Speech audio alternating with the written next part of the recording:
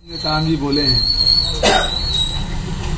इसीलिए हम लोगों ने तो अनुसूची 9 में डालने की बात की और आदिवासी समाज के लोगों के ही मांग पर किया है। और जब संसद ने और सुप्रीम कोर्ट ने 50% की सीलिंग से वैसी पार हो गया EWS मिला के, तो फिर इसमें अड़चन क्यों आएगी। और दूसरा, अरविंद नेताम जी और ये भाजपा के लोग ये बताया कि ओबीसी को आरक्षण नहीं मिलना चाहिए। भाजपा के लोग बताया इसको आरक्षण मिलना चाहिए कि नहीं मिलना चाहिए, तो चुप क्यों है। तो चाहे एससी हो, चाहे एसटी हो, चाहे ओबीसी हो, चाहे EWS हो, इसको आरक्षण मिलना चाहिए कि नहीं मिलना चाहिए।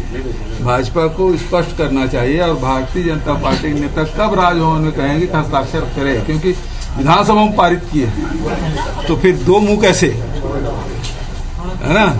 दो गला नहीं होना चाहिए, एक ही गला से आवाज निकलनी चाहिए।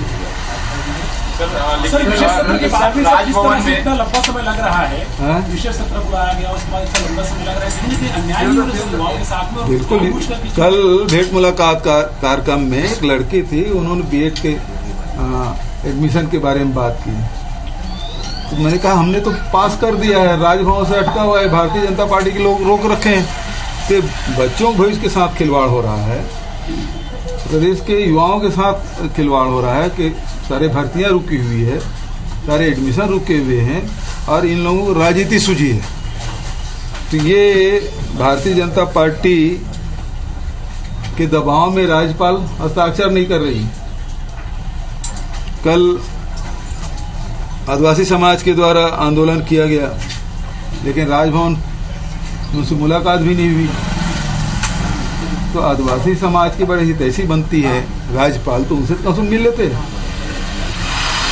उनसे भी नहीं मिले। सर, राजभवन को राज्य सरकार ने जो जवाब दिया है उसमें दो प्रमुख चीजें लिखी गई है कि ST/SC को आर्थिक, सामाजिक और शैक्षणिक रूप से पिछड़ापन के लिए जो उन्होंने डाटा मांगा था, ये कोई बाध्यता नहीं है कि इसके लिए दे, और मात्रात्मक डाटा को लेकर भी आपके पास काफी मिलेगी जी, जो जानकारी आ रही है सर। जानकारी हमने राज्यपाल को दी, राजभवन से आपको जानकारी मिली है? नहीं, जानकारी आ रही है, जानकारी आ रही है।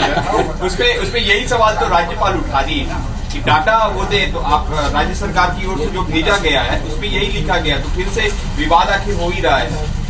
देखो ऐसा है, उसको जो जवाब देना था हमने जवाब दे दिया। अब उसको तो अब ये है कि संतुष्ट होना नहीं है, तो फिर दूसरे प्रश्न होंगे, फिर जवाब दूंगा, फिर उसको संतुष्ट होना नहीं है, फिर तीसरे बार लिखेगी। मतलब वो वापस करना नहीं है, बिल को वापस करना नहीं है, राष्ट्रपति को भेजना नहीं है, खुद रखेगी तो लोग आलोचना करेंगे, तो बहाना। तो मैंने प्रश्न पूछा है तो प्रश्न को उत्तर दे दिया गया। मैं जितने बार भी उत्तर दूंगा, प्रश्न पूछे ना, मैं फिर उत्तर दूंगा, लेकिन उसका मतलब उससे क्या है, वो डिले करना चाहती, नहीं लागू करना चाहती। कोई और भी अभी विकल्प क्या विकल्प है? आप लोग तो थोड़ा डिबेट कराइए थोड़ा, विकल्प क्या होता है? तीन ही विकल्प है, शीतकालीन सत्र मैं पहले 3 ही विकल्प है, या तो बिल वापस कर दे यदि उससे संतुष्ट नहीं है राज्य सरकार को, है ना। दूसरा विकल्प है वो राष्ट्रपति को भेजे। तीसरा विकल्प ये है कि वो अनंत काल तक के रख सकते हैं, जब तक कि वो राज्यपाल है तब तक रख सकती है। चौथा कोई विकल्प नहीं है, और चौथा विकल्प की तरफ ये प्रश्न से भेजा जाए, चौथा विकल्प है, जो कि संविधान में इस प्रकार की कोई व्यवस्था है ही नहीं, क्योंकि विधानसभा से बड़ा कोई विधिक सलाहकार हो सकता है, कोई भी नहीं हो सकता। प्रदेश का सबसे बड़ी पंचायत है, उससे बड़ा कोई हो सकता है, और उसमें सर्वसम्मति से पारित हुआ है, सभी दल के लोग हो, चाहे वो कांग्रेस हो, भारतीय जनता पार्टी हो, बहुजन समाज पार्टी हो, चाहे वो जोगी कांग्रेस के लोगों, सब लोगों ने सहमति व्यक्त की, सर्वसम्मति से हुआ है, तो उससे बड़ा और क्या हो सकता है। यदि कोर्ट में नहीं टिकेगा, अरे कोर्ट में हम लड़ने की तैयारी है भाई, कोर्ट के निर्देश पर तो हमने क्वांटिफाइबल डाटा बनाया आयोग, और क्वांटिफाइबल डाटा आयोग के माध्यम से ही तो भारत सरकार खुद EWS को 10% दे दिया। किस आधार पर दिया? कोई कारण नहीं है, जबकि हम यदि 4% दे रहे हैं तो उसके पीछे तर्क है हमारे पास कि हमारे पास क्वांटिफाइबल डाटा है ना, और उस आधार पे किए हैं। तो जब ये बात हम विधानसभा में बोले हैं, विधानसभा में बात आई है, तो उसके बाद किसी को शक नहीं होना चाहिए। ये विधिक सलाहकार को शक होने लग गया। विधानसभा में जब हमने कहा क्वांटिफाइबल डाटा का आधार पे किया है और सबने माना, तभी तो आरक्षण बिल पारित हुआ जी।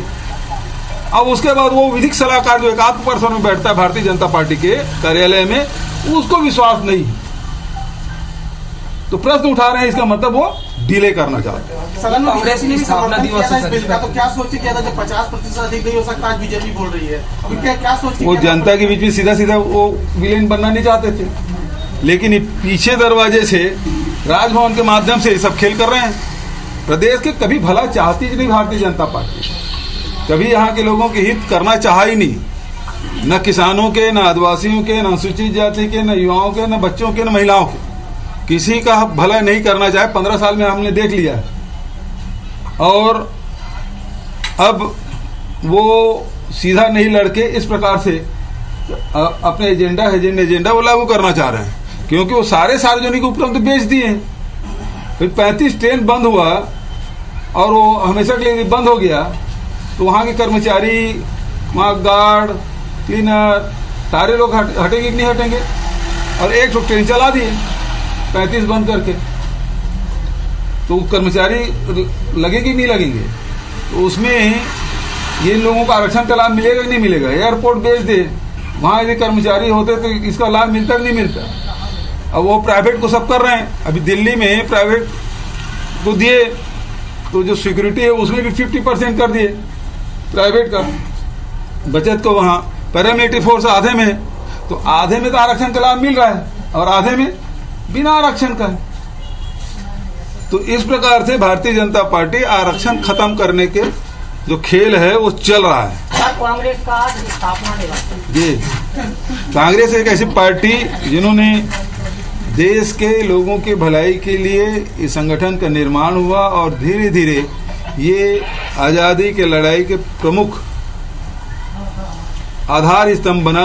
महात्मा गांधी के नेतृत्व में लड़ाई लड़ी गई और देश आज़ाद हुआ, और देश आज़ादी के बाद पंडित नेहरू के नेतृत्व में आधुनिक भारत की आधारशिला रखी गई और लगातार आज पूरे देश में, दुनिया में सबसे बड़े लोकतंत्र के रूप में यदि स्थापित है, तो हमारी कांग्रेस पार्टी के महान नेताओं के मेहनत, त्याग और उनकी सोच, इसके कारण से संभव हुआ।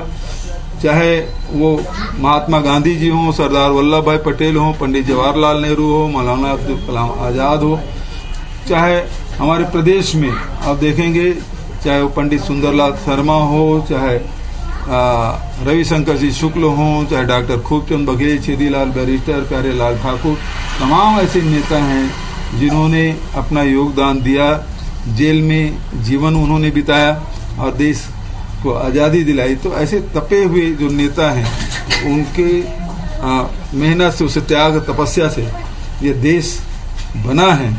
और आज स्थापना दिवस है कांग्रेस की, मैं सबको बधाई और शुभकामना देता हूँ। ईडी का जवाब देने के लिए ईओडब्ल्यू उतरी है मैदान में, ऐसी राजनीतिक चर्चा है। इसमें क्या बात है? ईओडब्ल्यू की बात है तो हम तो सहयोग कर ही रहे हैं। हमने कभी नहीं कहा कि हम सहयोग नहीं करेंगे। इनको जब इनको बुलाया जाएगा तो ये तो सहयोग करें, लेकिन जैसे इनके खिलाफ FIR होता है तो बदलापुर और तमाम प्रकार की बातें कहने लगते हैं। अरे भाई, जनता ने तो वैसे नकार दिया इनको, और चाहते हैं तो और जनता, छत्तीसगढ़ की जनता